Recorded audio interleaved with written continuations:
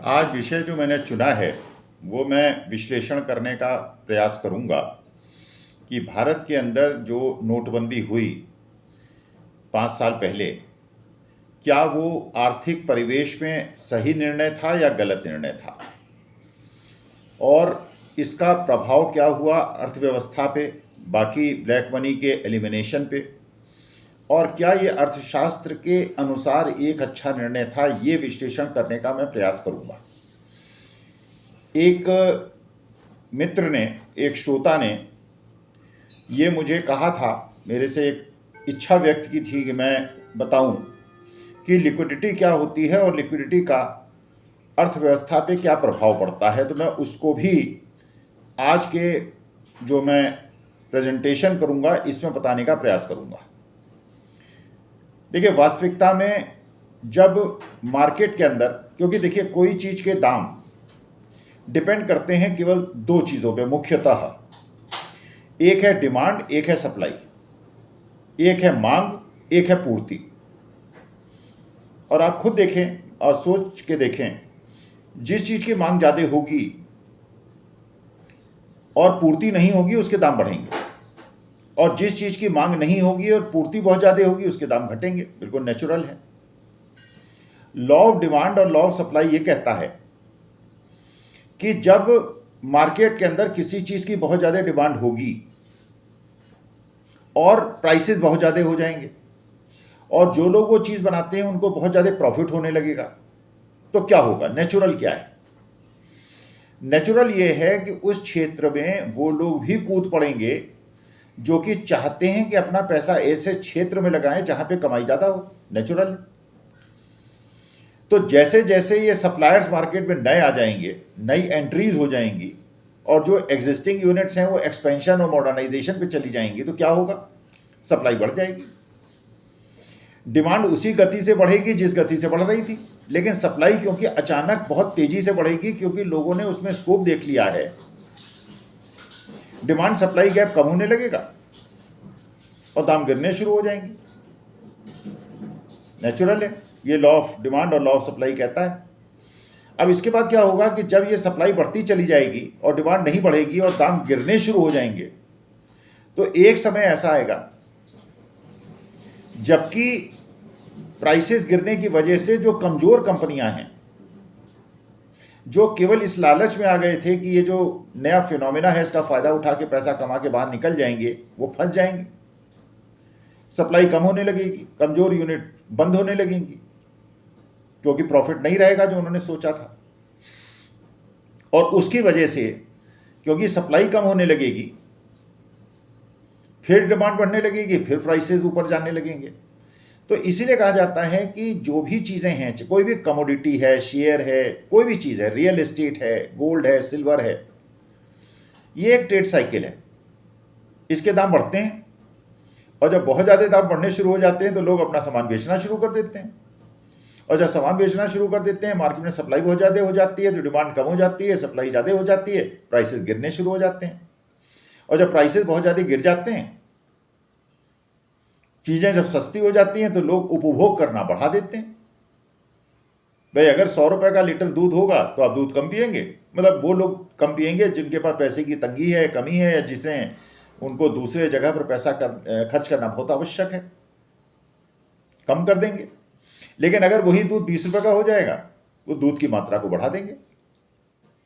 तो जैसे जैसे दाम बढ़ेंगे वैसे वैसे डिमांड कम होगी, और जैसे जैसे प्राइस कम होंगे डिमांड बढ़ेगी। इसका मतलब यह है कि अगर इंटरनेशनल क्रूड प्राइसेस कम होंगे, मान लीजिए $70 पर बैरल हो गए, अब विदेश के जितने भी लोग हैं जो उपभोक्ता हैं, वो तेल ज़्यादा खरीदना शुरू कर देंगे, लोगों को परेशानी नहीं होगी, कार लेके अपना निकल लेंगे आराम से। लेकिन यही पेट्रोल, यही क्रूड अगर $150 हो जाएगा और हम लोगों को पेट्रोल महंगा मिलेगा, डीजल महंगा मिलेगा, हम उपभोग करना कम कर देंगे, क्योंकि प्राइस बढ़ गए। अब हम अपनी डिमांड को कंट्रोल करेंगे और दाम जो है गिरने शुरू हो जाएंगे। तो इस प्रकार का ये जो मांग का और पूर्ति के बीच का अंतर संबंध है, और डिमांड और सप्लाई का संबंध है, और जो ट्रेड साइकिल है ये ऐसे चलती है। अब एक और चीज समझने का प्रयास कीजिए कि मार्केट के अंदर जो तरलता है, जो लिक्विडिटी है, आपके पास अगर मान लीजिए देश में सबके पास बहुत ज्यादा पैसा हो जाए, अगर विकास दर भारतवर्ष की 20% हो जाए, जो जीडीपी मैंने आपको एक्सप्लेन की थी, मान लीजिए सबकी तनख्वाह 20% बढ़ जाए, सबके हाथ में पैसा आ जाए, क्या होगा? डिमांड बढ़ जाएगी। जैसे जब सेंट्रल गवर्नमेंट एम्प्लॉइज को वो मिलता है पे कमीशन का पैसा, मोटा पैसा मिलता है, तो अचानक डिमांड बढ़ जाती है, दाम बढ़ जाते हैं, लेकिन उन लोगों को भुगतना पड़ता है जिनकी इनकम नहीं बढ़ी लेकिन दाम बढ़ गए। तो ऐसी स्थिति में जब अचानक मार्केट में पैसा बहुत ज्यादा हो जाए तो डिमांड बढ़ जाएगी, और डिमांड बढ़ जाएगी, सप्लाई तो उस रेट में बढ़ेगी नहीं, तो दाम बढ़ जाएंगे, इन्फ्लेशन बढ़ जाएगा। और अचानक अगर मार्केट से पैसे को सोख लिया जाए, कम कर दिया जाए, तो लोगों के हाथ में पैसा कम हो जाएगा। जब पैसा कम हो जाएगा तो डिमांड कम हो जाएगी, दाम कम होने शुरू हो जाएंगे।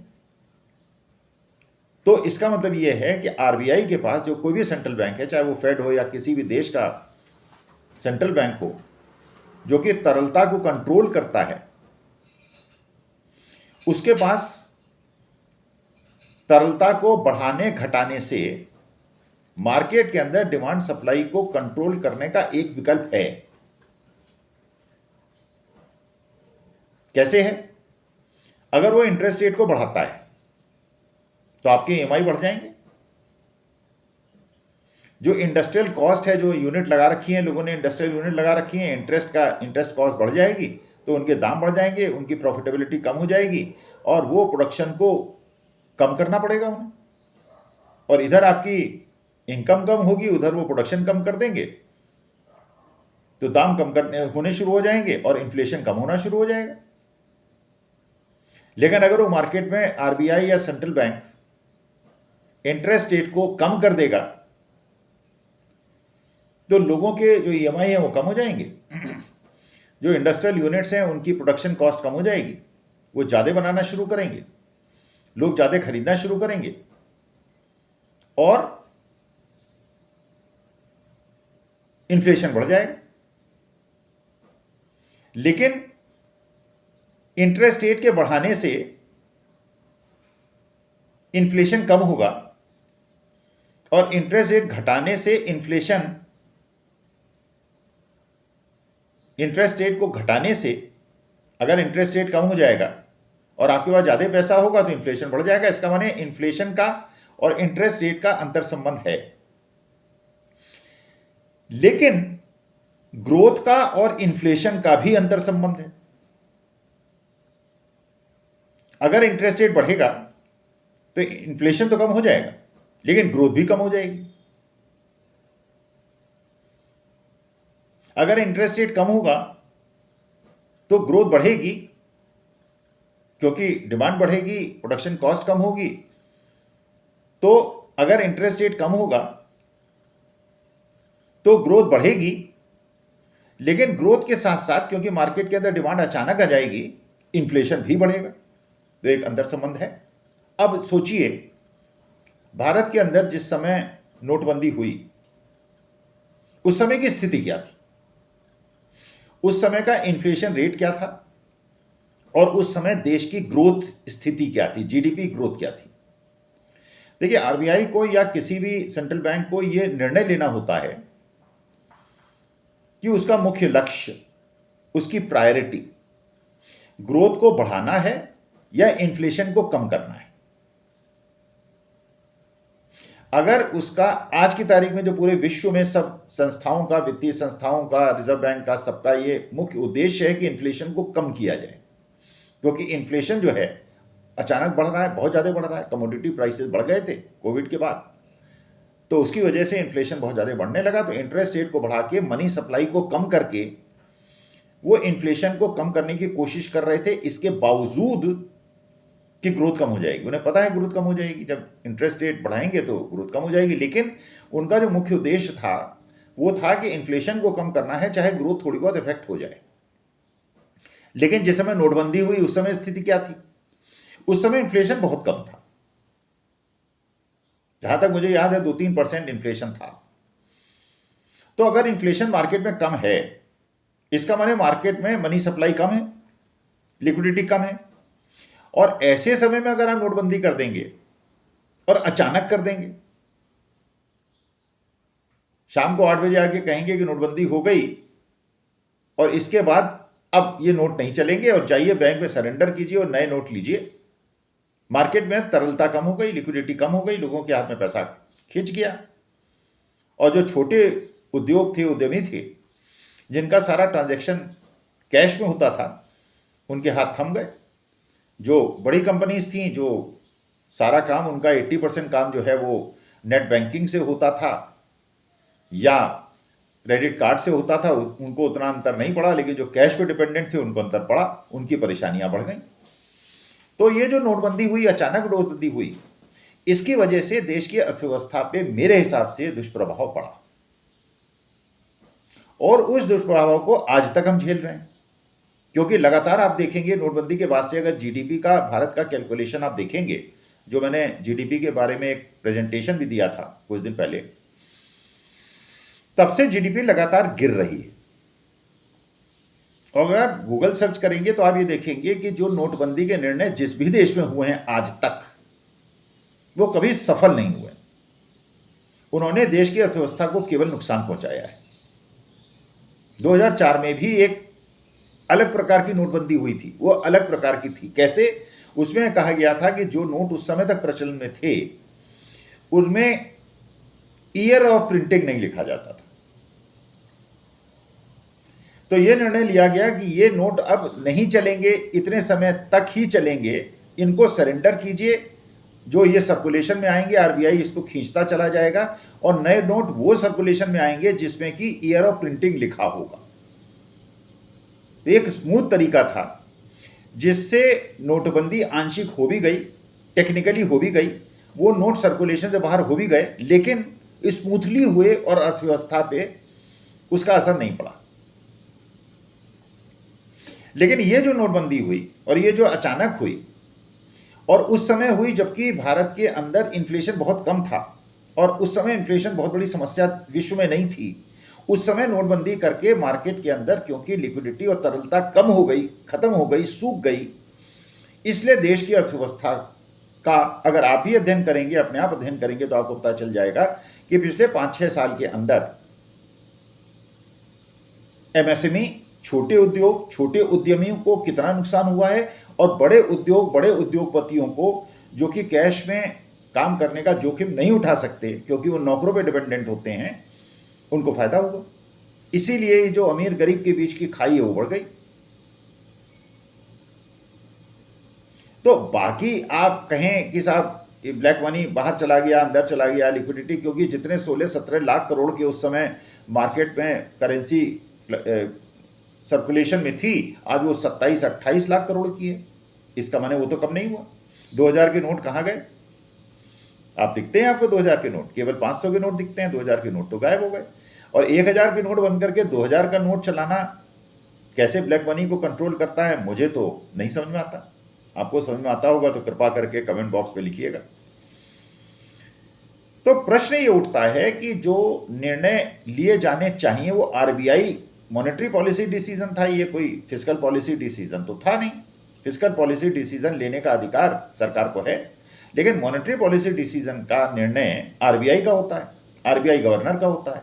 तो मॉनेटरी पॉलिसी के सारे पक्षों को देखकर, सोच समझकर, सभी पक्षों की बात सुनकर, एमएसएमईज की बात सुनकर, क्योंकि अचानक बंद करने से कोई फायदा तो हुआ नहीं।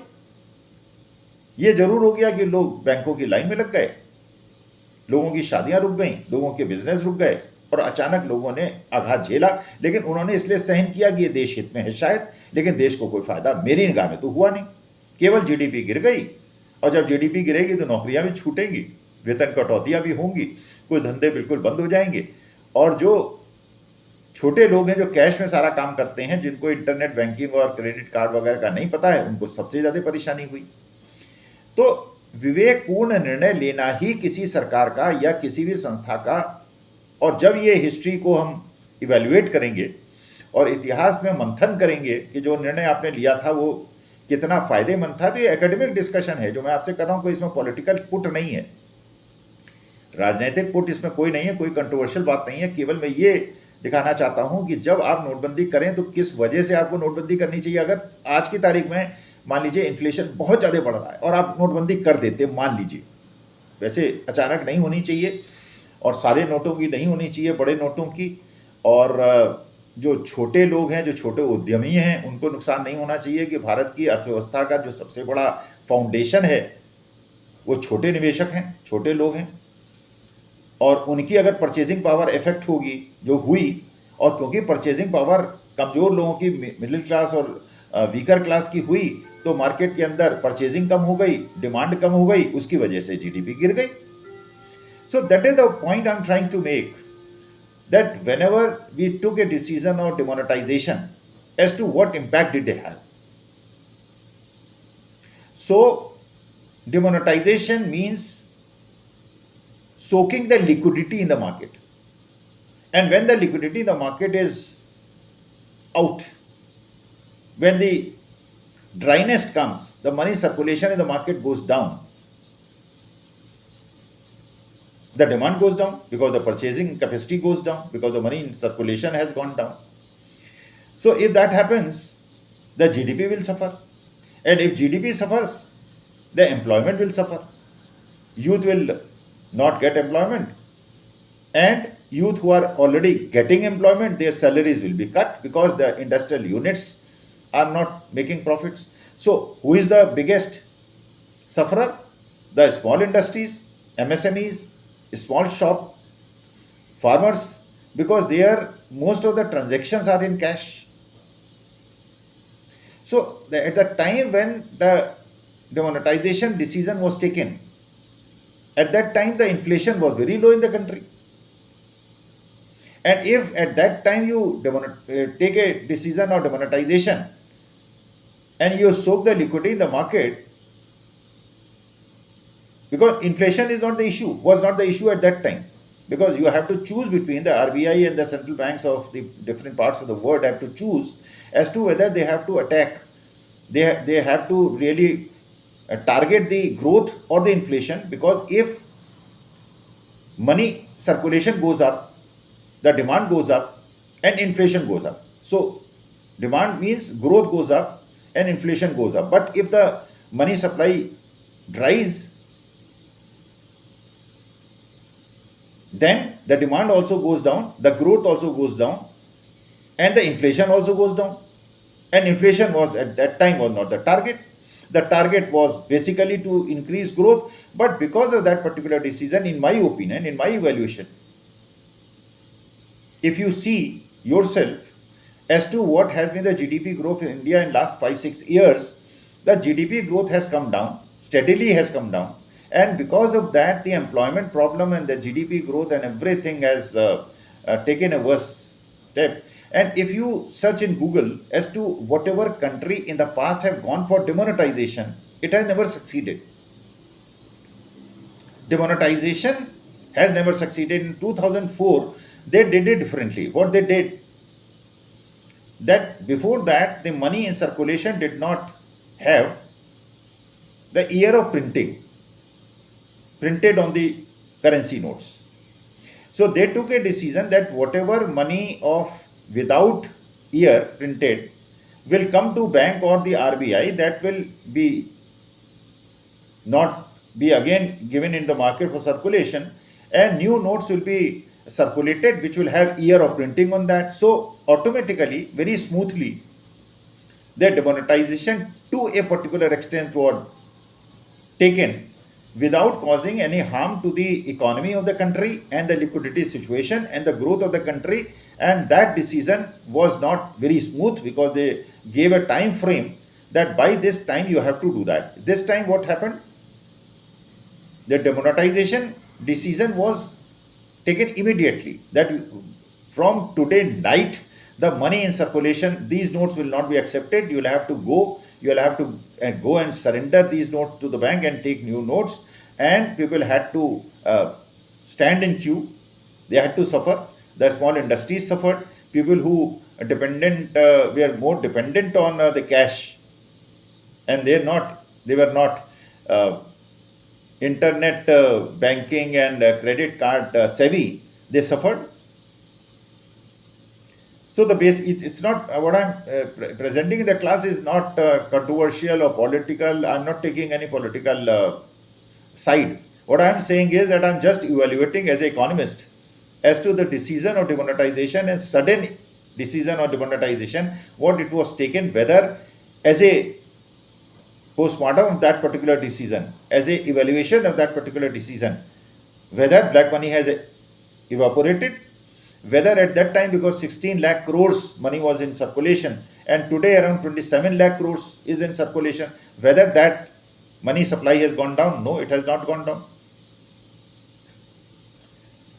So what you have achieved was the cost and what was the benefit. If you evaluate that, if the benefits are more than the cost, it's fine. If the cost is more than the benefit, it's wrong. So we are just evaluating, and I'm provoking you to react, give your comments so that we can discuss, deliberate, and make our concept very clear as to whether the demonetization decision that was taken was in national interest and whether it served the purpose for which it was done. So that was the issue in consideration today, and thanks a lot. Thanks.